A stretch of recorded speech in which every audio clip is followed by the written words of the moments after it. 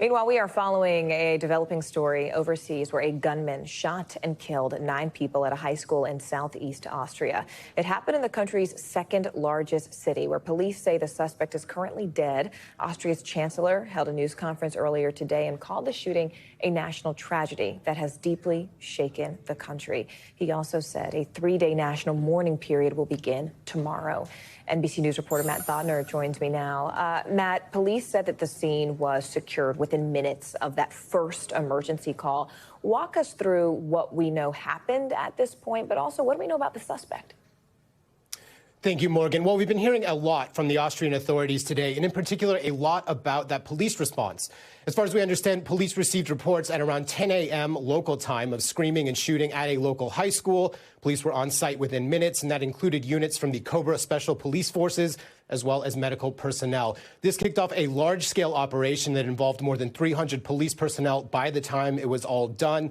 And according to the Austrian Interior Minister, 9 people were killed before the attack ended. Those included 6 female and 3 male students, plus we're hearing that some 12 others were injured, some of them quite seriously. And then there's a 10th fatality, and that is the shooter himself.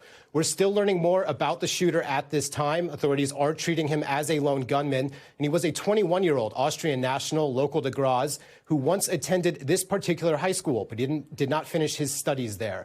He committed suicide in the restrooms today, and that is according to the police. His motive is currently unknown, and he was not previously known to the authorities. One detail that I think will get a lot of attention over the next few days, the gunman was the legal and licensed owner of the 2 firearms used in this attack. That was a pistol and a long rifle.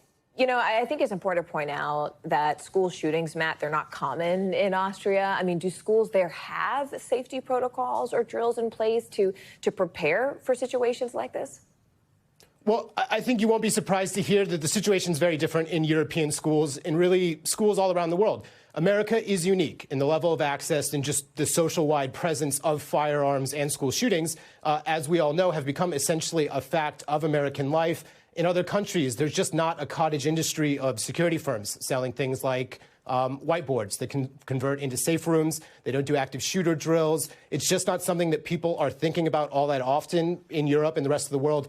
And looking at just Austria, this type of event only happens once every 5 to 10 years, going back to 1993. Wow. And, you know, like a decade ago, when I was a young reporter in Moscow, I covered Russia's first ever school shooting. It's a story I think about a lot, Morgan. And the thing that stands out to this day is just how unprepared that community was for a child to bring a rifle to school. I mean, no child should have to be prepared for this situation, not there and not here. Matt Bodner joining us live from our London bureau overseas. Matt, thank you.